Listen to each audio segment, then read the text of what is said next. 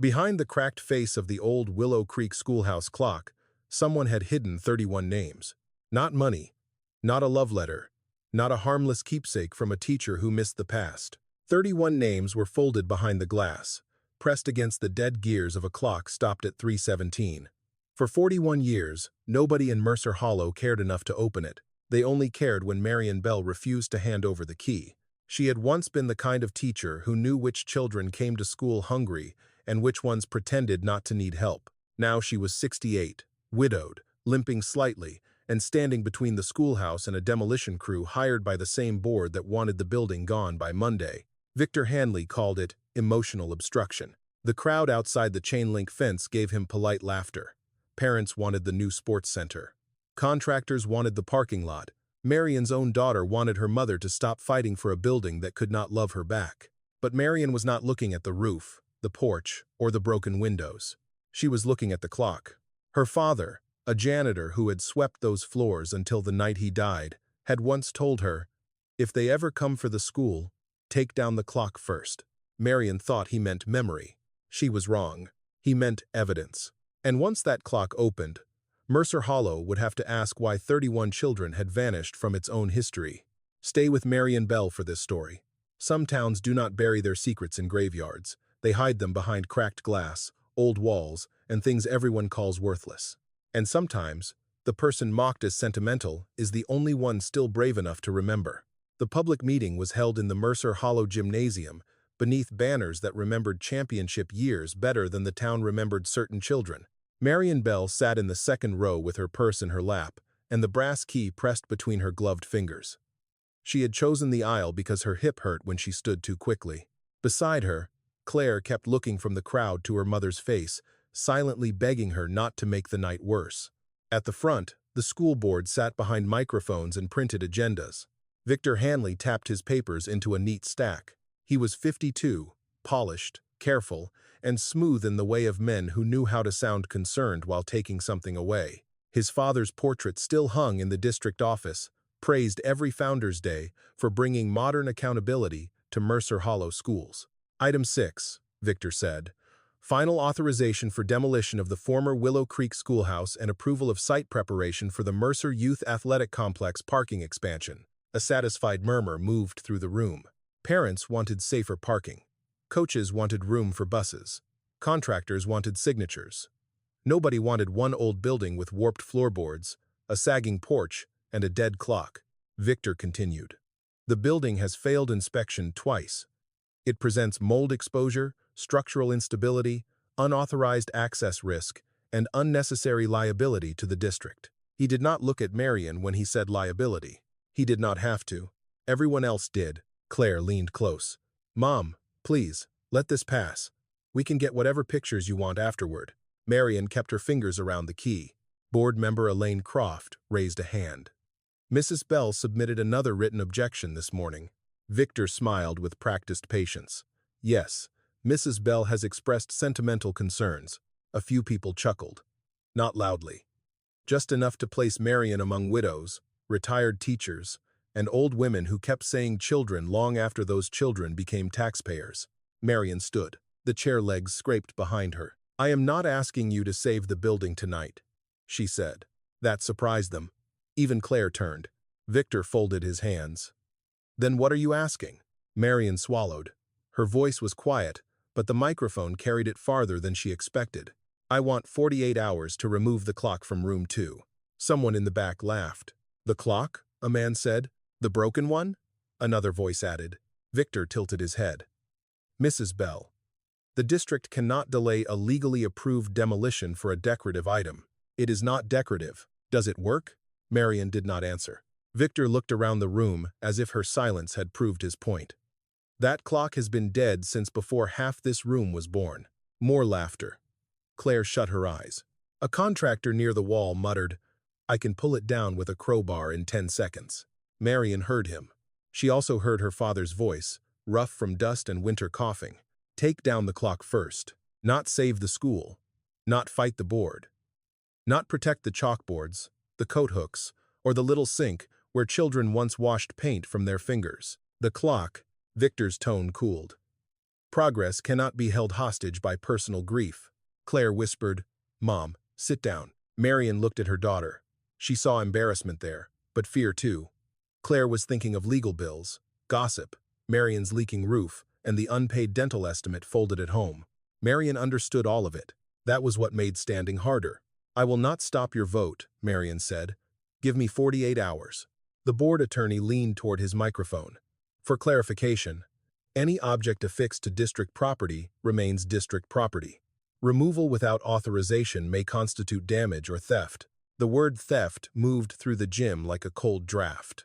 Marian had given 31 years to that district. She had bought pencils with grocery money. She had walked children home when parents forgot. Now they were warning her not to steal a dead clock. Victor lifted one hand, performing mercy. 48 hours. You may retrieve personal items under supervision. The clock remains until the board determines whether it has salvage value. Salvage value, Marian repeated. Yes. She nodded once. Then she said, "If you leave it on that wall when the bulldozer comes, you will not be burying a building." The room quieted for one breath. Victor's smile thinned. "What exactly does that mean?" Marian looked toward the rain streaking the dark gym windows. "It means some things keep count after people stop looking." No one laughed. Not because they believed her. Because for the first time that night, Marian Bell did not sound sentimental. She sounded afraid. The vote passed 6-1. The bulldozer was scheduled for Monday morning. Marian Bell had first learned to read beneath that broken clock. Back then, Willow Creek Schoolhouse had not been abandoned. Its white paint had not peeled in long strips from the siding. Its porch boards had not sagged. Its windows had not stared out at the road like blind eyes. In Marian's childhood, the schoolhouse rang with boots, lunch pails, chalk dust, wet coats, and the sound of children reciting multiplication tables while rain tapped against the glass. She had been 6 years old when her father first walked her through the front door. Samuel Bell was not a teacher. He was the janitor, though he never used that word with shame. He swept floors, shoveled coal, fixed leaky sinks, carried firewood, changed bulbs, and cleaned up after children whose parents sometimes forgot to send them with handkerchiefs or lunch. He wore the same brown work jacket through most of Marian's childhood, patched at both elbows by her mother until there was more patch than jacket. Every morning before school, he would unlock the building before sunrise. Marian remembered following him through the cold hallway, holding her slate against her chest while he lit the stove in room 2. The room would smell of coal smoke, floor wax, and damp wool. Her father would set a match to the kindling, wait until the flame caught, then cross to the wall and wind the clock. It had been beautiful once. Dark oak case, brass rim, cream face, black numbers painted in a careful hand. The second hand moved with a soft, patient tick that seemed to tell the whole room when to breathe. Samuel always wiped the glass with his sleeve. "Children learn better when time behaves," he would say. Marian had believed him. She believed many things then. She believed teachers always told the truth because they stood at the front of the room. She believed board members knew every child's name because their signatures appeared on important papers. She believed if a child came to school, the school would remember that child had been there. Her father knew better, but he did not say so. Samuel Bell was a quiet man, not because he had nothing to say, but because the world had taught him which voices were welcome in a room and which ones were tolerated only near a broom closet. At board meetings, he stood along the back wall with his cap in both hands. When men in suits discussed budgets, routes, repairs, and attendance, Samuel listened. If he spoke, they looked through him. If he asked a question, they answered the superintendent instead. Marian hated that. She hated the way adults could make her father smaller without touching him. But Samuel never seemed surprised by it. He would come home, wash his hands at the kitchen basin, sit beside the stove, and sharpen Marian's pencils with a pocket knife. Sometimes, if he had carried leftover biscuits from the school kitchen, he would wrap them in cloth and set them by the door. "Who were those for?" Marian asked once. "Children who forget breakfast," he said. "But if they forgot, why don't their mothers bring it?" Samuel looked at her a long time. Then he said, "Some forgetting starts before a child wakes up." She did not understand that until years later. There were children at Willow Creek whose names Marian never heard called at assemblies.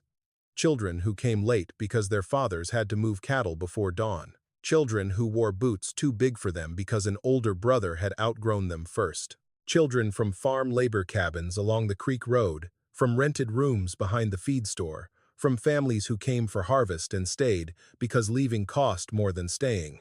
Samuel noticed all of them.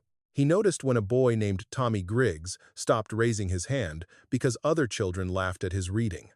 He noticed when Lydia May Porter hid her hands under the desk because her fingers were cracked from cold. He noticed when the Mason twins shared one pencil between them and passed it back and forth whenever the teacher turned. Samuel noticed because no one asked him to. That was the first wound Marion carried from that place. Not that people were cruel, but that they could be selective with kindness. They could praise children with clean collars and forget the ones who smelled of wood smoke. They could call a child lazy when he was hungry. They could call a girl absent when she had walked 2 miles in the rain and arrived after roll. Marion became a teacher because of that wound. She told herself she would never let a child disappear inside a room where she had a voice.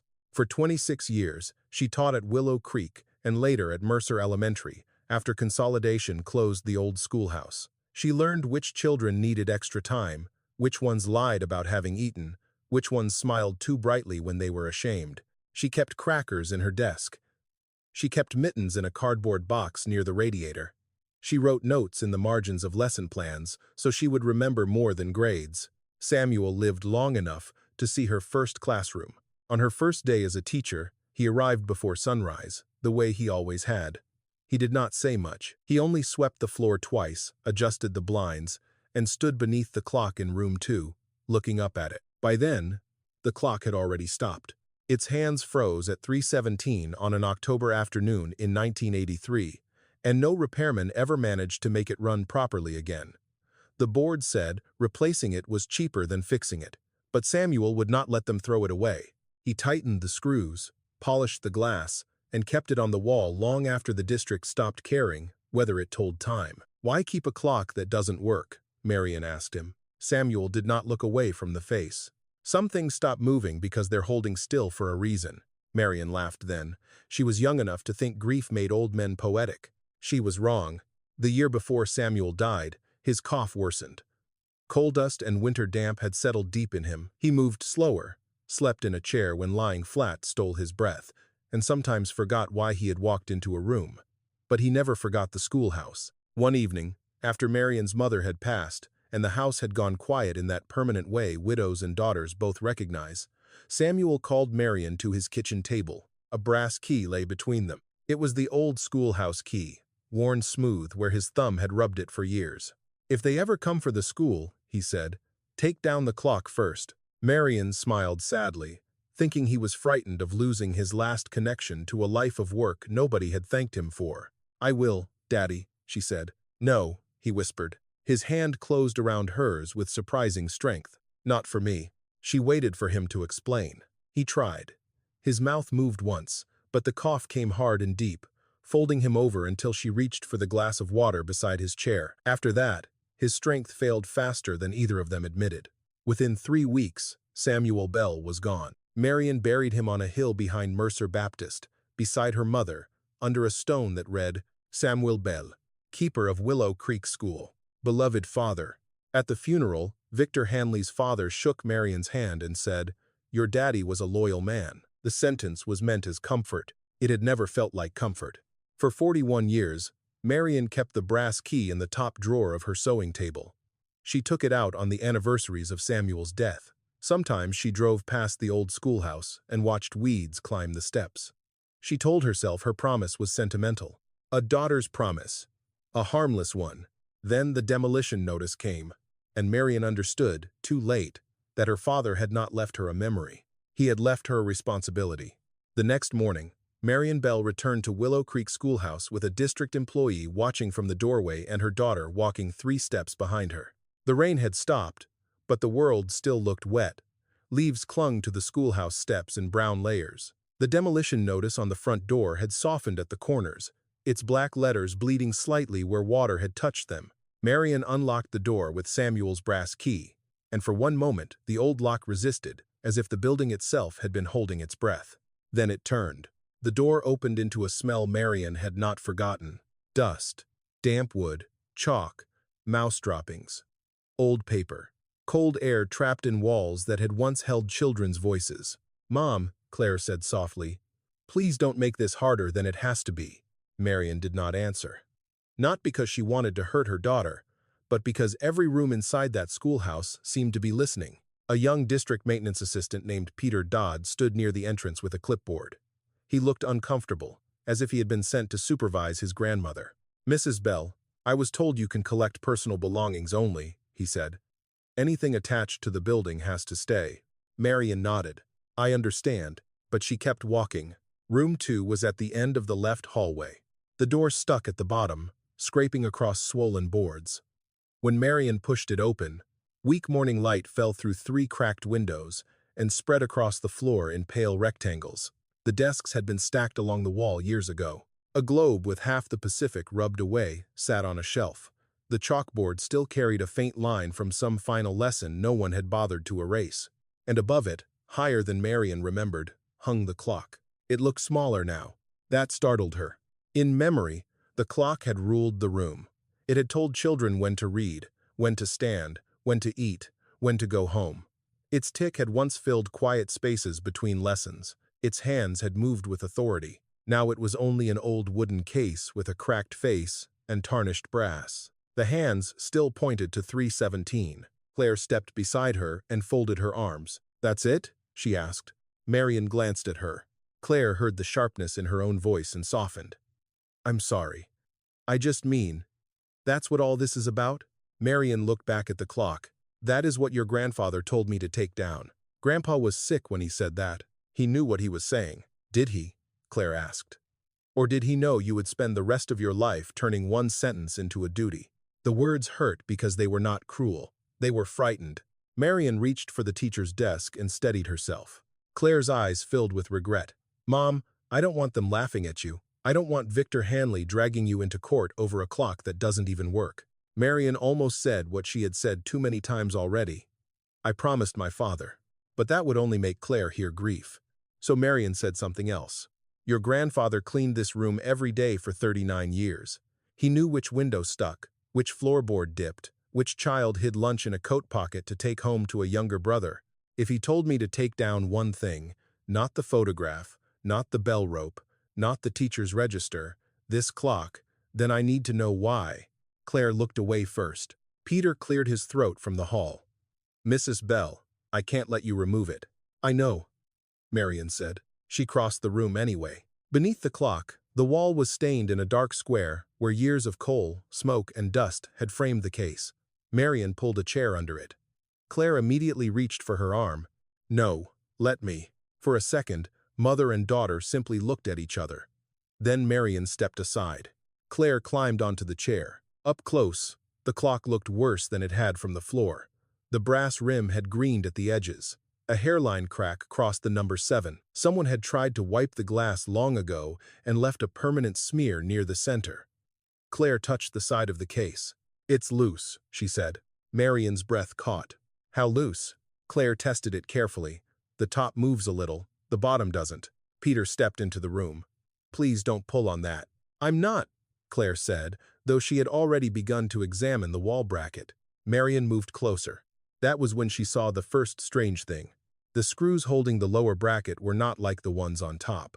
The upper screws were modern, dull silver, probably replaced by some maintenance man after the school closed. But the lower screws were dark, flat-headed, and set deep into the wood. Around them, a thin brown line had hardened like old sap. Marion lifted her hand but stopped before touching it. "What is that?" Claire asked. "Sealing wax," Marion whispered. Peter frowned. "On a clock?" Marion remembered Samuel at the kitchen table. Melting brown wax over envelopes he said were district papers nobody wants lost. She remembered how carefully he pressed the end of a screwdriver handle into the wax because he owned no proper seal. Claire leaned closer. Why would Grandpa seal a school clock to the wall? No one answered. Marion studied the back edge of the case. The clock had not simply been hung. It had been secured, protected, hidden in plain sight by being made too ordinary to question. "It was opened once," Marion said. "How can you tell?" She pointed to the narrow seam along the side. The wood did not sit flush. Someone had pried it apart and closed it again, poorly, in a hurry. Claire's face changed. Until that moment, she had been worried about her mother embarrassing herself. Now she was looking at the clock the way Marion had looked at it through the window the day before, not as a relic, as a container. Maybe it's money, Peter said, then immediately looked ashamed of speaking. Claire gave a small, nervous laugh. Or a love letter. People hid strange things back then.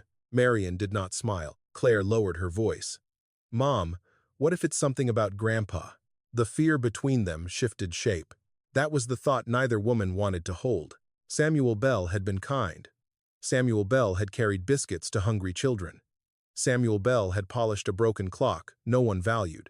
But kind men could still be afraid. Quiet men could still know things they never said. Loyal men could stay loyal to the wrong people for too long. Marion looked at the brown wax.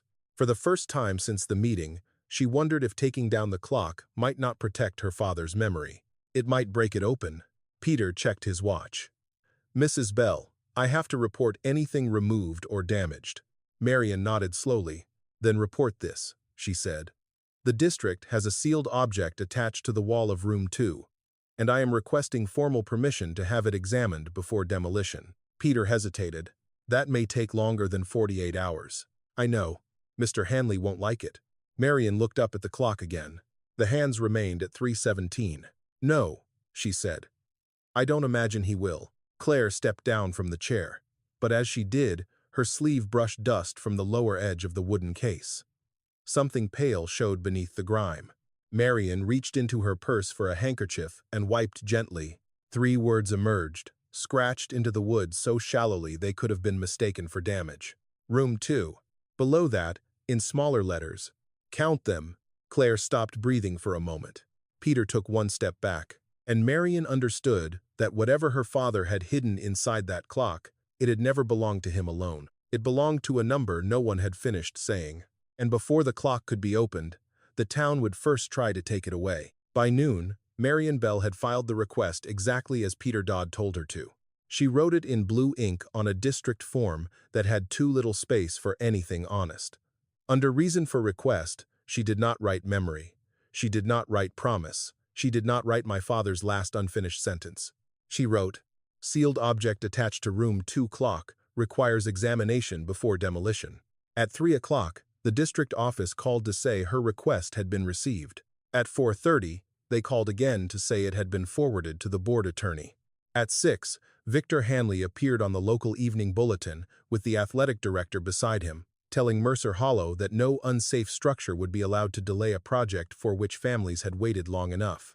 He did not mention Marion by name. He did not need to. The next morning, Claire drove to her mother's house without calling first. Marion found her on the porch, holding 2 coffees and wearing the expression she had worn as a teenager whenever she had already made a decision but wanted to pretend it was a conversation. I know someone who can look at it, Claire said. Marion opened the screen door. The district said we can't remove it. I didn't say remove it. I said look at it. The man Claire brought was Amos Reed, 81 years old, with magnifying glasses hanging from his neck and fingers bent from a lifetime of repairing things too delicate for impatient hands. He had once run Reed's Watch and Clock on Main Street before the bank became a dental office and the hardware store became a boutique selling candles named after farm chores. Amos had repaired church clocks, mantel clocks, railroad watches, and one courthouse clock that had stopped every time the temperature dropped below 20. He listened while Marion described the wax, the screws, and the words scratched into the case. When she finished, he did not smile. School clocks don't get sealed, Amos said. They get replaced. That afternoon, the 3 of them returned to Willow Creek with Peter Dodd again posted in the hall, looking more nervous than before. Amos carried only a small leather case and a flashlight. I'm not removing anything, he told Peter. I'm observing. Peter nodded, though he kept glancing toward the parking lot as if Victor might appear from the weeds. Amos stood on the chair beneath the clock. Claire held the chair steady. Marion stood close enough to see his face change when the flashlight beam touched the lower screws. Well, Amos murmured. What? Marion asked. He leaned closer. Those screws are older than the upper bracket by at least 30 years. Maybe more. Can you tell if it's been opened? Amos traced the side seam without pressing. Yes. Claire swallowed. Recently? No. He adjusted the magnifying glasses. Long ago. But whoever did it was in a hurry when they closed it again. See here? The wood fibers are crushed outward. Someone pried this panel, opened the back, then sealed the lower bracket so nobody could get it off the wall clean. Marian felt the room tilt slightly. Samuel had cleaned this clock, polished it, protected it, but someone had opened it before him, or with him. Amos lowered his voice. There may be paper inside. Peter made a sound from the hallway. Paper? Could be, Amos said. The case has a hollow behind the movement. Not large, but large enough. Claire looked at Marian. The fear from yesterday had returned, but now it had curiosity inside it. Can you open it without breaking it? Claire asked. Amos took a long breath. Not on the wall. Not safely. The wax has to be warmed, not cut. The screws need oil. The case needs to lie flat. If someone pries it with a crowbar, whatever is inside may tear to pieces. That was when Victor Hanley entered room 2. He did not knock, though the door was already open. He carried a folder under one arm and wore no coat, as if arriving without one proved he had come in authority rather than anger. Mrs. Bell, he said. Marian turned. Behind him stood Elaine Croft, the board attorney, and a contractor in a neon vest. Victor looked first at Amos on the chair, then at Claire holding it, then at Marian. I believe I made the district's position clear. Amos stepped down slowly. No damage has been done, Claire said. Victor ignored her.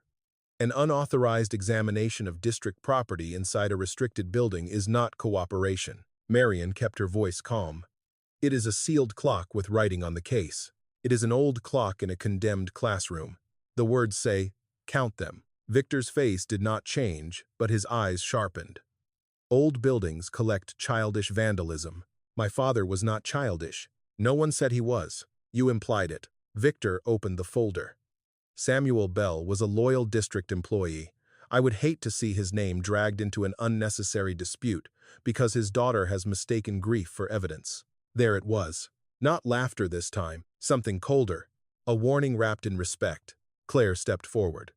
Mr. Hanley, we're only asking for an independent preservation specialist to... The district will decide what district property requires. Victor cut in. Not a retired teacher, not her family, and not a hobby repairman trespassing under the language of concern. Amos's face reddened. I was invited to observe.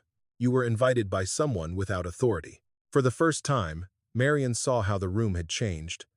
Victor was not afraid of the schoolhouse. He was not afraid of mold, liability, or a delayed parking lot. He was afraid of the clock being handled by anyone he did not control. The contractor near the door smirked and lifted his phone.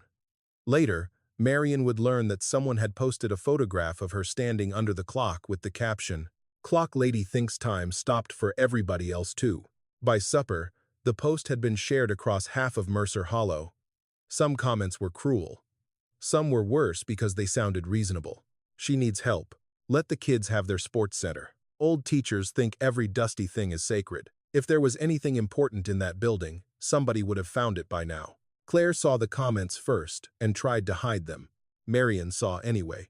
She sat at her kitchen table that evening with Samuel's key beside her, not touching her supper. Rain ticked against the window in a rhythm too close to the clock she could not hear anymore. At 8:12 p.m., a county deputy delivered the letter. It was not an arrest warrant. Not yet. It was a legal notice from the school board attorney, stating that Marian Bell was to cease all unauthorized contact with Willow Creek Schoolhouse property and that any attempt to remove, open, damage, conceal, or alter the clock would be treated as interference with district assets. Claire read it twice. "Mom," she whispered, "this is serious."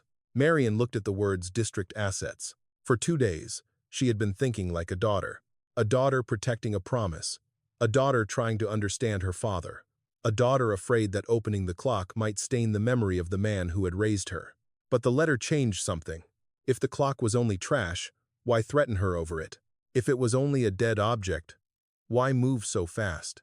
And if Samuel had meant for her to take it down before the school fell, then maybe he had known this would happen. Maybe he had known the first hands reaching for the clock would not be gentle. Marian folded the notice and placed it under the brass key.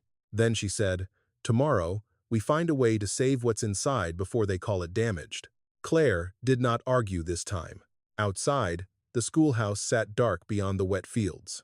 Inside room 2, The broken clock still held its silence. But now Marian understood the silence had enemies. Amos Reed did not sleep much that night. By morning, he arrived at Marian's back door with his leather case in one hand and a small electric warming tool in the other. Claire had already parked beside the porch, though she had not come inside yet. She sat in her car with both hands on the steering wheel, staring toward the road that led to Willow Creek Schoolhouse. Marian saw fear in her daughter's face. Not embarrassment now, fear. That frightened Marian more than the legal notice had. Amos stepped into the kitchen and placed his tools on the table beside Samuel's brass key. "I've been thinking," he said. "If there's paper inside that clock, force is the enemy. Heat first, patience second. No prying unless the wood gives permission." Claire entered just in time to hear that. "The district won't give permission," she said. Amos looked over his glasses. "I wasn't talking about the district. They could not remove the clock. They could not open it fully." But Peter Dodd, perhaps because he had seen the words scratched into the wood, agreed to let Amos examine the wax again under supervision. He said nothing about permission. He only unlocked the front door that afternoon and whispered, "Please don't make me regret this." Room 2 felt colder than before. The clock waited above the chalkboard with its hands fixed at 3:17. Amos worked slowly. He set a folded cloth beneath the lower bracket to catch any flakes. He warmed the wax a little at a time until the brown seal lost its glassy shine. The smell rose faintly into the room, old and bitter, like burned sugar mixed with dust. Marian stood behind him, gripping the back of a student chair. Claire held a flashlight. Peter watched the hallway. No one spoke. After several minutes, Amos touched the edge of the wax with a thin wooden pick. A tiny line opened, then another. The lower panel shifted less than the width of a fingernail. Amos froze. "There's something loose behind it," he whispered. Claire's flashlight beam trembled. "Paper?" Marian asked. "Maybe." Amos did not pull. He tilted the clock case just enough for gravity to do what hands should not. For a long moment, nothing happened. Then something pale slid from the narrow gap and landed on the cloth. It was smaller than Marian expected. A strip of yellowed paper, folded twice, thin as onion skin, and browned at the edges. It looked too fragile to have survived 1 year, let alone 41. Amos did not pick it up with his fingers. He used tweezers. He laid it flat on the teacher's desk. Marian leaned over it. The writing was faded but clear. "Lydia May Porter, present. Room 2. Bus 4. The 14th of October, 1983. No one moved. The schoolhouse seemed to draw all the air into its walls. Claire was the first to speak. "Present?" Marian closed her eyes. A child's name. A room. A bus. A date. Not money. Not a love letter. Not a private note from Samuel to some woman the town had forgotten. A child. Claire took out her phone. Her fingers moved quickly now, with the urgency of someone trying to disprove what she already feared. "Maybe she transferred," Claire said. "Maybe it's just an old attendance slip." "Find her," Marian said. Claire searched the district archive first. The public records were incomplete, but yearbooks had been scanned by a volunteer group 10 years earlier. She found Willow Creek Schoolhouse photographs from 1981, then 1982, then 1984. No Lydia May Porter. She searched county birth records. There was a Lydia M. Porter born in 1974. That would make her 9, Claire said. "4th grade," Marian whispered. Claire searched the 1983 district enrollment summary. Nothing. She searched old honor roll listings from the Mercer Hollow Gazette. Nothing. Peter shifted near the door. Maybe she went by a different name. Claire tried Porter, L. Porter, May Porter, Lydia M. Nothing from the school. But a census note from years later showed Lydia May Porter living 3 counties away as an adult. No high school listed, no graduation record, no school transfer record attached. Claire looked up. She existed, she said. But according to the school, she didn't. The words landed harder than laughter ever had. Marian reached for the desk and sat slowly in the teacher's chair. The chair creaked beneath her, a small, familiar sound that nearly broke her. All those years, she had thought absence was something teachers marked. She had not imagined it could be something powerful people created. Amos bent again toward the clock. "There are more." Marian lifted her head. "How many?" "I can't tell. The gap is too narrow. But I can see edges." Claire stepped closer. Can we get another one? Amos hesitated. Maybe. But every time we move it, we risk tearing whatever is inside. Marian looked at Lydia's slip. One name had been enough to change the room. More names could change the town. Amos warmed the wax again, softer this time. A second slip did not fall, but the movement inside the case shifted. Something scratched lightly against the wood. A sound so small, it could have been a mouse in the wall. Then a corner appeared. Amos caught it before it slid back. This slip was torn at the edge. The writing was harder to read. Present. Room 2. Bus 4. SB. Marian stopped breathing. Claire saw it too. SB, she said quietly. Samuel Bell. Amos looked from daughter to mother, then away. Peter whispered from the doorway, "Was that your father?" Marian did not answer. Her mind moved backward against her will. Samuel at the clock. Samuel wiping the glass. Samuel standing at the back of board meetings with his cap in both hands. Samuel saying, "Not for me." But initials on paper did not explain whether he had saved the names or helped hide them. That was the cruelty of evidence. It could open one door and lock another. Claire's voice softened. "Mom." Marian folded her hands together on the desk so no one would see them shake. For most of her life, Samuel Bell had been the safest place in her memory. A quiet man, a kind man, a man overlooked by people who mistook humility for emptiness. Marian had built part of herself around believing he had seen what others missed and done what he could. Now the first proof inside the clock carried his initials, and she did not know what they meant. Peter's radio crackled in the hall, making everyone flinch. A woman's voice said, "Peter, Mr. Hanley wants an update. Is Mrs. Bell still inside?" Peter looked helplessly at Marian. Claire whispered, "We should stop." Amos covered the slips with clean paper. "She's right. We have the first sign. That's enough for today." Enough. Marian almost laughed. One forgotten child was not enough. One set of initials was not enough. One crack in 41 years of silence was not enough. But it was the first sign that her father's last request had not been grief speaking through sickness. It had been warning. Marian stood and looked up at the clock. The hands had not moved, but everything beneath them had. "Make copies of the name," she said. Claire nodded. "And find Lydia May Porter." Claire looked at her mother carefully. "What if finding her makes Grandpa look guilty?" Marian touched the edge of the teacher's desk, worn smooth by generations of small hands. "Then we tell the truth about that too."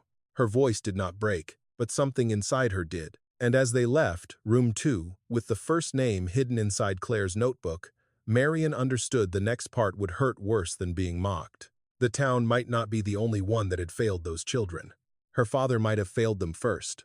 By morning, Claire had made 6 copies of Lydia May Porter's slip. She made one for Marian, one for Amos, one for herself, one hidden inside an envelope beneath the passenger seat of her car, one scanned into a folder with a name no one would guess, and one folded into the back of Samuel Bell's old Bible, because Marian said some truths needed both paper and prayer. Then Claire called Peter Dodd. She did not ask for permission this time. She used the district's own language.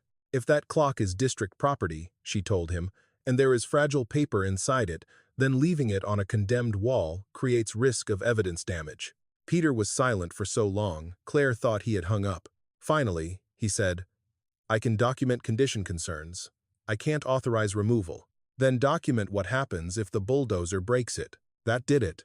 2 hours later, Peter met them at Willow Creek Schoolhouse with a maintenance camera, 3 forms, and the exhausted look of a young man discovering that rules did not always protect the right thing.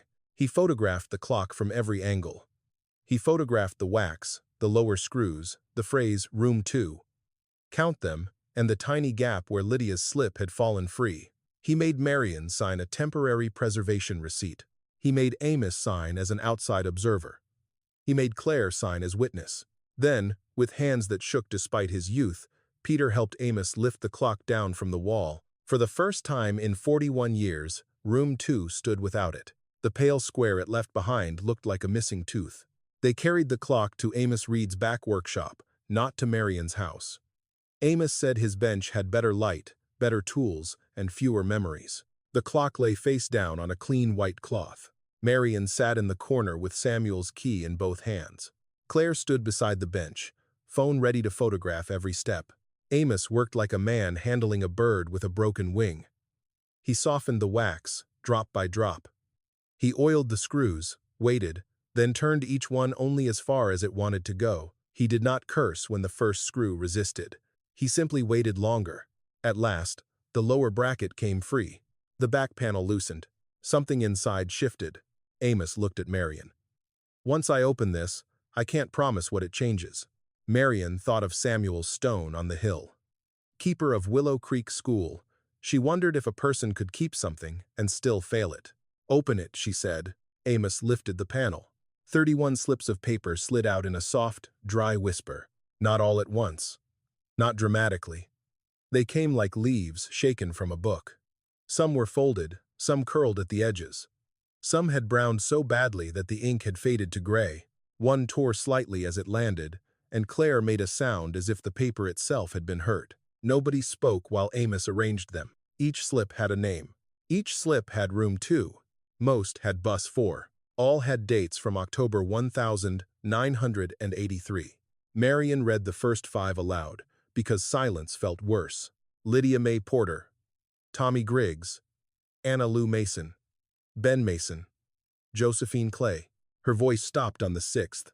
She knew that surname, not the child, but the family. Clay, Porter, Griggs, Mason, renter names, Creek Road names, families who moved when rent rose, when work dried up, when winter came too early, families the town remembered only when it needed someone to pick, clean, carry, or disappear. Claire photographed every slip. Then she opened the official district attendance archive on her laptop. The room changed with each search. Lydia Mae Porter, no enrolled record for 1983. Tommy Griggs withdrawn the 10th of October 1983. Anna Lou Mason transferred out of district the 12th of October 1983. Ben Mason transferred out of district the 12th of October 1983. Josephine Clay never enrolled. Never enrolled. The phrase made Marion grip the chair. A child could be poor. A child could be late. A child could come to school with wet socks, no lunch, and a cough that shook her thin shoulders. But never enrolled meant the room denied she had ever sat inside it. Claire kept going. By the 12th name, she stopped saying anything before she searched. By the 20th, her eyes were wet. By the 31st, she had one hand pressed over her mouth. 31 slips. 31 children marked present on paper hidden in the clock. 31 official records saying transferred, withdrawn, or never enrolled. Amos removed his glasses and wiped them with a cloth. Peter, who had come to witness the opening and had not sat down once, whispered, "Why would anyone do that?" Marion looked at the slips. The answer was not yet clear, but the shape of it was old and familiar. Money. Reputation. Numbers arranged until poor children looked like inconvenience instead of obligation. Claire zoomed in on one scanned district report from October 1983. "Mom," she said, "look, at the bottom of the attendance sheet was a transportation note. Bus 4 final rural route departure, 3:17 p.m. Marion felt the room slip backward. The clock hands. Sandan Shatifan. All those years, everyone had said the clock stopped because it was old, because a gear broke, because no one cared enough to repair it. But Samuel had kept it frozen, or someone had frozen it for him. Claire pulled up another document, a maintenance memo from the same week. Clock in room 2 stopped after dismissal. Replacement deferred. Dismissal. Bus 4. Sandan Shatifan. The clock had not been holding the hour it died. It had been holding the hour they left. Marion stood and walked to the bench. She looked down at the 31 slips and saw not paper, but children stepping onto a bus while adults somewhere prepared to make them vanish from the books. Her father had known. Maybe not everything. Maybe not at first. But he had known enough to write, or save, or hide. On the back of the last slip, Amos noticed a line in pencil. Not Samuel's initials this time. A different hand.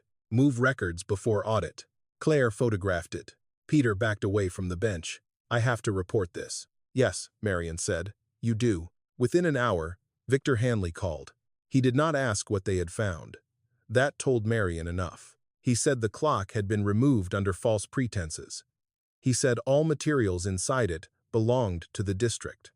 He said a sheriff's deputy would come to collect the item for secure handling. "For secure handling," Marion repeated. "For preservation," Victor said. "No," she replied. For control. His voice hardened. Mrs. Bell, do not make this worse. Marian looked at the 31 names spread under Amos's careful hands. It already was worse, she said. We're only finding out how long. She hung up before fear could teach her manners. That evening, when the deputy arrived at Amos's shop, the clock was not there. Marian had not stolen it, she told herself. She had preserved it from the people most eager to own the silence inside it. Claire drove. Amos kept the slips in an acid-free folder on his lap. Marian sat in the back seat with the empty clock case wrapped in a quilt, watching the town lights pass by like witnesses unwilling to speak. For the first time in her life, Marian Bell was hiding district property. For the first time in 41 years, the children were not hiding alone. And somewhere behind them, Victor Hanley began calling lawyers. Victor Hanley called the emergency meeting for 7 o'clock the next evening. By 6:30, the Mercer Hollow Gymnasium was already half full. People came because they had seen the social media post. They came because they heard Marian Bell had taken something from the old schoolhouse. They came because rumors traveled faster when they carried the scent of scandal. Some said she had stolen district property. Some said she had found money. Some said she had gone too far this time. Marian arrived with Claire on one side and Amos Reed on the other. She had not brought the clock. She had not brought the slips. She had brought only a folder of copies, because Amos had insisted originals should never sit in a room where angry people could spill coffee, snatch paper, or call damage an accident. Victor stood at the microphone beneath the championship banners. He looked tired, but not weak. That worried Marian. A weak man might shout. A tired man with control could do more harm quietly. This meeting concerns the unauthorized removal of district property from Willow Creek Schoolhouse, Victor began. Let me be clear. The district supports historic preservation when handled through proper channels. What we cannot support is private citizens removing assets, creating panic, and spreading unverified accusations about former school officials. Claire stiffened beside Marian. Former school officials. Victor had not said his father. Not yet. Elaine Croft, the board attorney, read from a prepared statement. She used words like chain of custody, evidentiary contamination, liability exposure, and potential criminal interference. Every phrase sounded designed to make truth seem dangerous, unless it belonged to the right people. Then Victor looked directly at Marian. Mrs. Bell, no one here doubts your years of service, but service does not grant ownership. Marian stood slowly. No, she said, but neither does silence. A murmur moved through the crowd. Victor's jaw tightened. Claire touched Marian's elbow, not to stop her this time, but to steady her. That small touch nearly undid Marian more than the threat had. For years, Claire had been the practical one. The daughter who paid bills online, checked roof estimates, reminded Marian to take her blood pressure medicine, and said, "Mom, you can't fight everybody." Marian had mistaken that for disbelief. Now Claire stood beside her in front of the whole town. Victor turned his attention to Claire. Miss Bell, you are aware that assisting in concealment of district materials may have consequences. Claire's face went pale. Marian felt anger rise sharp and hot. Do not threaten my daughter because you are afraid of paper, she said. A few people gasped. Victor leaned toward the microphone. I am afraid of careless accusations destroying reputations built over decades. Marian understood then. The parking lot mattered. The sports center mattered. The legal liability mattered. But beneath all of that stood one portrait in the district office. Harold Hanley, former superintendent, Victor's father, smiling from a gold frame every Founder's Day while people praised his reform of rural education. Victor was not only protecting a project, he was protecting a surname. Before Marian could answer, the gym doors opened. An elderly woman stood there with a cane in one hand and a folded newspaper in the other. She was small, narrow-shouldered, with white hair pinned tight, and a face that seemed carved by weather more than age. A younger man tried to help her, but she waved him off and walked down the center aisle alone. The room quieted without being asked. She stopped 2 rows behind Marian. I heard a name on the radio, the woman said. Victor frowned. Ma'am, this is a board proceeding. Public comments will be... Lydia May Porter, she said. Marian turned. The woman's eyes were fixed on the folder in Marian's hands. My sister's name was Lydia May Porter. No one moved. Claire's hand tightened around Marian's arm. The woman lifted the folded newspaper. It was an old Mercer Hollow Gazette clipping. protected inside a plastic sleeve. The headline mentioned harvest prices from 1,983. In the corner, circled in blue ink, was a small photograph of children outside Willow Creek Schoolhouse. "My name is Ruth Porter," she said. Lydia was 9 years old that October. Marion could barely speak. "Mrs. Porter, Ruth," the woman corrected. "If you have something with my sister's name on it, I'd like to know why I had to hear it from a radio man instead of from the school that lost her." The sentence did what Marion's copies could not. It turned the room from argument into witness. Victor stepped back from the microphone. Ruth came forward slowly. Marion opened the folder and took out Lydia's copied slip. Her hand shook as she offered it. Ruth did not grab it. She received it with both hands, the way some people receive a folded flag. She read the name, Lydia May Porter, present. Her mouth trembled once. Then she pressed the paper to her chest. "They told Mama Lydia stopped coming," Ruth said. "They said she was behind. Said she didn't adjust. Said maybe school wasn't the right place for every child." Her voice hardened on the last sentence. "My mother believed them, not because she wanted to, because they were school people, and we were Creek Road people. When school people talked, Mama lowered her eyes." Marion looked down. She had known that posture. She had seen it in parents who came to conferences wearing work clothes and apology before anyone accused them of anything. Ruth continued. "Lydia walked to the bus every morning. I watched her. Blue sweater, metal lunch pail, braids tied with string because ribbon cost money. She came home with spelling words. She read them to me by the stove. Then one day Mama came back from the school office crying, and after that Lydia stopped reading out loud. No one in the gym spoke. Even the restless parents at the back stood still. She grew up thinking she was too slow," Ruth said. "Wouldn't fill out forms. Wouldn't apply for better work. Wouldn't read in front of her own children. She died believing school had found her unworthy before life even began." Marion closed her eyes. One slip of paper had reached across 41 years and touched a wound still open. Victor finally spoke, softer now. "Mrs. Porter, I am sorry for your family's pain, but one copied slip does not establish district wrongdoing." Ruth looked at him. "Your father signed the letter telling Mama there was no record to correct." Victor's face changed. Just slightly, but Marion saw it. So did Claire. Ruth reached into her purse and pulled out a photograph, worn at the edges. She handed it to Marion. The picture showed a line of children outside Willow Creek Schoolhouse in October light. Some squinted. Some smiled. A girl in a blue sweater stood near the middle, braids tied with string, holding a metal lunch pail against her knees. Behind the children, through the classroom window, the clock was visible on the wall. Its hands were not clear, but the shape of it was. Ruth tapped the girl's face. "That's Lydia," she said. "That was taken 3 days before they told Mama she had stopped coming." Marion stared at the photograph. Claire leaned close. Amos took off his glasses and whispered, "Lord have mercy." Victor said nothing. For the first time since this began, his silence did not feel controlled. It felt afraid. Ruth looked at Marion. "You find the rest," she said. "Not for history, not for the school, for them." Marion folded the photograph carefully and placed it beside the copied slip.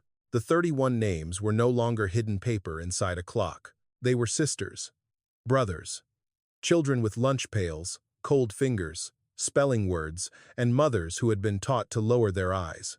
And if Lydia's photograph existed, then somewhere, behind the reports and signatures and polite district language, the full truth existed too. It was waiting in the records someone had moved before the audit. They did not go back to the gym after Ruth Porter spoke. Marion knew the town would want another meeting, another argument, another chance to turn pain into procedure. But the truth did not live in microphones. It lived in boxes, ledgers, bus logs, county basements, and old file cabinets whose drawers stuck because no one had opened them since the people inside stopped being useful. Claire found the first county record at midnight. She sat at Marion's kitchen table with her laptop open, Ruth Porter's photograph beside the keyboard, and Amos Reed across from her sorting copies by date. Marion made coffee no one finished. Ruth sat near the window, holding Lydia's slip in both hands. One by one, Claire read the names. Lydia May Porter, Tommy Griggs, Anna Lou Mason, Ben Mason, Josephine Clay, Warren Pike Jr. Elsie Dunn, Samuel Ortiz, Mary Beth Keene. The pattern appeared slowly. Not because it was hidden well, but because it was the kind of pattern respectable people trained themselves not to see. The children came from the Creek Road cabins, the rented houses behind the cannery, the migrant trailers near Bell's Orchard, the last farms outside the official district boundary. Their parents cut hay, picked apples, cleaned barns, packed crates, washed motel sheets, and fixed fences for people who called them temporary even after they had lived in Mercer Hollow for years. They were all poor, Claire said. Ruth's eyes did not leave the paper. We knew that part. No, Claire said quietly. I mean in the records. Every one of them was attached to a family receiving some form of assistance. Lunch vouchers, winter coal credit, transportation exception, migrant education support. Amos looked up. Marion felt her stomach tighten. The official district reports from October 1983 showed a problem. Willow Creek Schoolhouse had exceeded its rural transportation allowance. Bus 4 had been carrying children from beyond the approved line because consolidation maps had changed faster than families could move. If those children were counted, the district had to admit it had underfunded transportation, misreported attendance, and accepted state money without providing proper services. Then came the audit. The note on the back of the final slip had said it plainly. Move records before audit. Claire found the audit summary 2 hours later in a scanned board packet. It praised Superintendent Harold Hanley for correcting irregular rural enrollment figures and bringing district attendance into compliance before the winter funding review. Correcting. That was the word they used. Not removing, not erasing. Correcting. Marion stood and walked to the sink because she thought she might be sick. The correction had worked like this. Children who were present in room 2 were marked as transferred, withdrawn, or never enrolled. Their bus route disappeared from the official transportation count. Their support services vanished with them. Their families, many already ashamed of needing help, were told there was no record to correct, no appeal to file, no mistake the district could find. No child had died that October. That was the false comfort. What happened was quieter. They were removed from the system that should have protected them and then blamed for being missing. Ruth spoke without looking up. Lydia stopped trusting forms after that. Said paper was where people with clean hands made poor people disappear. No one answered. Claire pulled another document onto the screen. Her voice changed when she read the signature line. Harold G. Hanley, Superintendent. Victor's father. Above his signature was a paragraph recommending that non-resident and unverified pupils be excluded from Willow Creek's official count until family status could be confirmed. Family status. Marion thought of Lydia's blue sweater, her metal lunch pail, her spelling words by the stove. What does unverified mean? Ruth asked. Claire's face hardened. It means they decided your sister was easier to doubt than serve. The room went silent. Then Amos, who had been examining the slips under a lamp, pushed one toward Marion. Look at the handwriting on the names, he said. Marion did. The names were written in Samuel Bell's careful block letters. She knew the shape of his capital L, the way his R leaned slightly forward, the narrow loop in his B. Her father had written the slips, but on several of them, the word present had been written by someone else first. A teacher, maybe. An office aide. The original attendance marks had been torn from a register or copied before destruction. Samuel had added names, rooms, buses, dates. He had preserved what someone else meant to move. He knew, Claire said softly. Marion nodded. Her throat ached. He knew enough. That was the wound inside the truth. Samuel Bell had not invented the erasure. He had not signed the audit. He had not called Lydia's mother into an office and made her feel small. He had not written never enrolled beside a child who sat beneath his clock. But he had stayed. He had swept the floors afterward. He had stood at the back of board meetings. He had watched Harold Hanley praised for accountability. He had kept his job, raised his daughter, paid his bills, and hidden 31 names where time itself could hold them. It was cowardice. It was love. It was evidence. It was failure. Marion sat down slowly. For most of her life, she had wanted the world to see her father the way she saw him. Gentle, observant, humble, good. Now goodness felt too small a word and too clean a word. Samuel had done the right thing too late and the wrong thing too long. Ruth seemed to understand what Marion could not say. Your daddy wrote her name, she said. Mine didn't get to keep it. Marion looked at her. Ruth's face was wet, but not cruel. That matters, Ruth said. It doesn't fix it, but it matters. By dawn, they had 3 truths no board statement could soften. 31 children had been present. The district had erased them before an audit. Harold Hanley had signed the correction. At 8:05 that morning, Victor called Marion's house. His voice was low and controlled. There are ways to resolve this without harming families who cannot defend themselves anymore, he said. Marion looked at the slips spread across her table. Which families? A pause. My father is dead, Mrs. Bell. So is yours. That does not make the children less alive. Victor breathed through his nose. The board is prepared to offer a private settlement for the return of the clock, the slips, and all copies. Enough to repair your roof, cover legal fees, medical expenses. You can keep your father's name out of this. There it was. The price of silence. Marion looked at Ruth Porter, who was still holding Lydia's name as if it had weight. Then she looked at Claire, whose eyes had filled with tears, not from fear this time, but from recognition. Samuel's silence had lasted 41 years. Marion would not sell it one more day. Mr. Hanley, she said, my father's name is already in this. Victor said nothing. Marion's voice steadied. So is yours. And she hung up. Marion Bell did not sleep after Victor Hanley offered her money. She sat at the kitchen table until sunrise with the settlement offer written on a legal pad in Claire's handwriting. Roof repair, legal fees, medical expenses, no admission of wrongdoing, return of district property, confidential resolution. Confidential. That word sat in front of her like a locked door. Claire made toast no one ate. Ruth Porter folded and unfolded Lydia's copied slip until Amos gently placed a clean envelope beside her and said, paper gets tired too. Marion looked at the ceiling where brown water stains spread above the stove. One hard rain and the roof would leak again. One court case and her savings would vanish. One bad turn, and Claire would spend the next year driving her to lawyers instead of living her own life. The offer was not small. That was what made it cruel. It was enough to tempt a woman who had every practical reason to accept. Claire sat across from her. Mom, I need to say something. Marion braced herself. But Claire did not tell her to be careful. She did not tell her to think about the roof.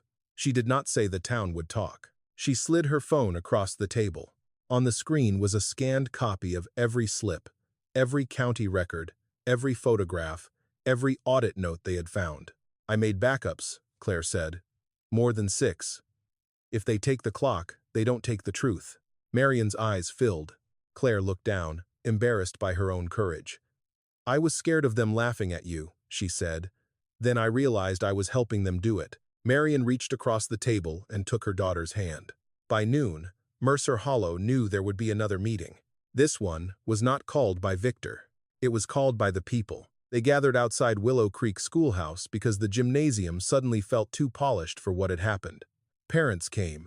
Former students came. Old farm families came in work jackets and church shoes. Some came out of guilt. Some came out of curiosity. Some came because they had heard a name on the radio and wondered if another name might be theirs. Victor arrived late. He stood near the road, not at the front. That was the first difference. Marion stood on the porch steps with Claire beside her, Amos behind her, and Ruth Porter seated in a folding chair near the railing. The clock case rested on a table covered with a white cloth. Beside it lay copies of the 31 slips, each inside a clear sleeve. Marion did not make a speech first. She read the names. Lydia May Porter.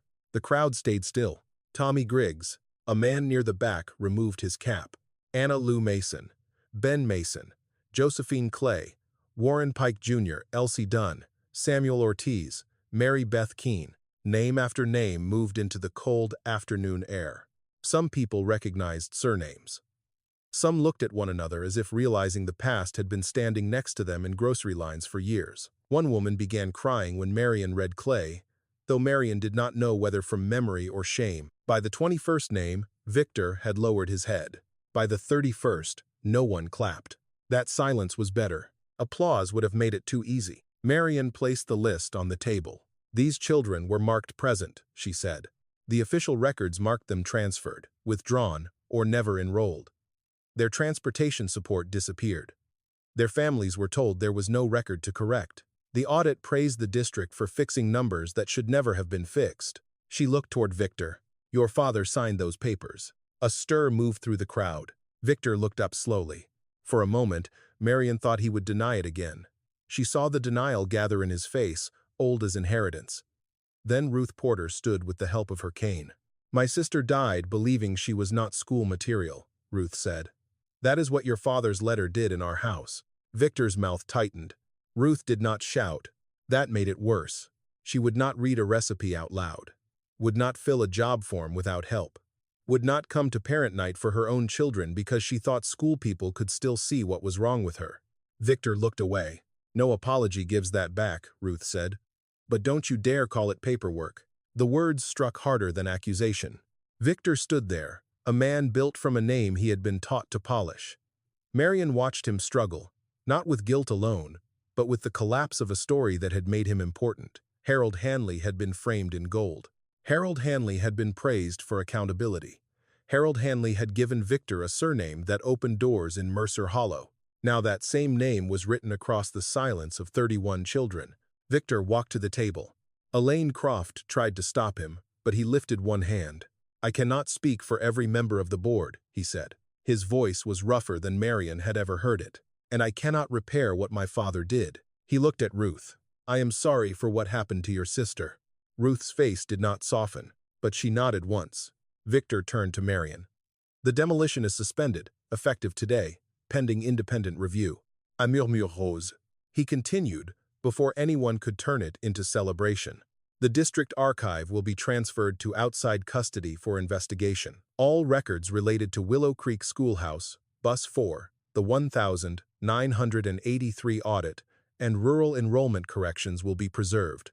Elaine Croft whispered sharply, "Victor." He ignored her. "And I will recommend that the clock and slips remain with the affected family's representative until the court determines custody." That was not redemption. Not yet. It was not enough. But it was the first time Victor Hanley had used his authority to protect the truth instead of contain it. Marion looked at Claire, and Claire gave a small nod. Ruth Porter placed Lydia's slip back on the table. "She was present," Ruth said. Marion answered softly, "Yes." Then one by one, people began coming forward. An old man brought a report card with water stains. A woman brought a lunch pail she said belonged to her cousin. Someone brought a class photograph with 3 faces circled. Another brought a letter from 1984, unsigned, telling a mother not to press the matter further. By evening, the table beneath the broken clock case had become something no board had authorized. Not a memorial. Not yet. A beginning. Marion stood in the schoolhouse doorway as the light faded and watched Claire help Ruth label each item. For 41 years, the clock had held the names alone. Now the town had to carry them, and what happened next would decide whether Willow Creek Schoolhouse remained a condemned building or became the first place where the erased were allowed to return. 6 months later, Willow Creek Schoolhouse still stood. No one had painted it yet. No one had polished the floors or replaced every cracked pane of glass. The porch still leaned slightly to the left, and the old maples still dropped leaves into the gutters faster than volunteers could clear them. From the road, it did not look saved. It looked interrupted. But sometimes, interruption was mercy. The demolition contract had been suspended while the independent review continued. The sports center parking lot moved to a flatter piece of district land near the highway. The board called it a logistical adjustment. Nobody in Mercer Hollow believed that was the whole reason. The investigation into the 1983 audit remained open. Lawyers came and went. County clerks carried boxes. Old board packets were scanned. Names long treated as missing paperwork became case numbers, witness statements, and family claims. It was not fast. Truth rarely moved fast once it had been buried properly. But every Thursday evening, the lights came on inside room 2. That had been Claire's idea. At first, Marion thought it was too much. The schoolhouse was still under review. The archive was still being processed. Some families were still angry. Some were grieving things they had not known they were allowed to grieve. But Claire said, "Then let the building do something useful, while everyone argues about what it used to be." So room 2 became a temporary evening classroom. Not a museum, not a memorial, a classroom. The first week, 4 people came. The second week, 9. By spring, folding chairs filled the room, and people stood along the back wall where Samuel Bell had once stood with his cap in both hands. Claire taught practical reading on Thursdays, how to read a lease, how to fill out a medical form, how to understand a school transfer paper, how to write a letter that could not be ignored. She did not call it remedial. She did not call it adult literacy in the cold way Grant Forms did. She called it paper that fights back. The name made Ruth Porter laugh the first time she heard it. Ruth came every week, even though she said she was too old to need lessons. She sat near the front with Lydia's copied slip inside a blue folder. Sometimes she helped younger people spell names. Sometimes she only listened. One evening, a 62-year-old man named Daniel Clay stood at the chalkboard with a marker in his hand. His Aunt Josephine had been one of the 31. He had spent most of his life signing forms wherever someone pointed because long words made him feel trapped. Claire asked him to write his full name. He did it slowly. Daniel Everett Clay. When he finished, he stared at the letters as if they belonged to someone braver. No one clapped. They had learned by then that some moments did not need noise. Marian watched from the teacher's desk. She knew her hip hurt more in damp weather now. Her roof had been patched, not by settlement money, but by 6 men from town who showed up one Saturday with shingles, ladders, and no speeches. Victor Hanley was not among them. But 2 weeks later, an envelope arrived with no return address. Inside was a certified copy of the full 1,983 board packet, including pages that had not appeared in the district archive. A yellow note was tucked on top. I should have looked sooner. It was unsigned. Marian did not need it signed. She gave the packet to the investigator and said nothing more. Victor resigned from the school board before summer. His statement was formal, careful, and insufficient. He did not ask to be forgiven. Ruth said that was the first wise thing he had done. The clock itself was never hung back on the wall. That surprised people. Some wanted it restored. Some wanted it displayed in a glass case. One historical society from the next county offered to preserve it professionally and place it in a traveling exhibit about rural education. The offer was polite, well-funded, and wrong. Marian knew it the moment she read it. The clock had spent 41 years holding names where no family could touch them. It did not need another case. Ruth Porter kept the clock face. Not in a museum. Not in the courthouse. In her front room, above the table where Lydia had once read spelling words by lamplight. The hands still pointed to 317. Ruth dusted the cracked glass every Friday morning. The 31 slips were scanned, cataloged, and placed in legal archive custody as evidence. Each family received a certified copy, not as decoration, but as proof. The wooden back of the clock, too damaged to preserve whole, was cut into 31 small pieces by Amos Reed. He sanded each edge by hand. On the back of every piece, Claire wrote one name in dark ink: Lydia May Porter, Tommy Griggs, Anna Lou Mason, Ben Mason, Josephine Clay. 31 pieces. 31 names. Not perfect justice, not repayment, not enough, but something returned. Marian kept no peace for herself. When Claire asked why, Marian looked toward the empty square above the chalkboard, where the wall was still lighter than the rest. Because Daddy kept them long enough, she said. Now they should go home. She still visited Samuel's grave on Sundays. For years, she had stood there and told him only gentle things. The weather, Claire's job, which neighbor had died, how the schoolhouse looked in rain. Now she told him the harder truth. You should have spoken sooner, she said one cold morning, placing her hand on the stone. But you did not let them disappear completely. The wind moved through the cemetery grass. Marian did not pretend that was an answer. She did not need one. Love had become more honest after the clock opened, less polished, less easy, but stronger, somehow, because it no longer depended on Samuel being perfect. He had been a frightened man who saved what he could too late. He had failed 31 children in life, then protected their names in silence until someone braver could finish the work. Marian wished that someone had been him. It had not been, so it became her. On the last Thursday before summer break, room 2 was full. Claire wrote a sentence on the board for the class to copy. A record is not the same as the truth. Daniel Clay read it aloud. Ruth Porter corrected his pause gently. Marian sat near the window, watching fireflies begin to show above the grass outside. Above the chalkboard, the wall remained empty. No clock ticked there now. No hands told anyone when to begin or end. But the room was not timeless. It was full of people learning how to claim their own hours. And sometimes, When the evening light hit the pale square on the wall, Marion could almost see the old clock there. Not fixed, not forgiven, not forgotten, only finished. The clock never moved again, but at last, the children did.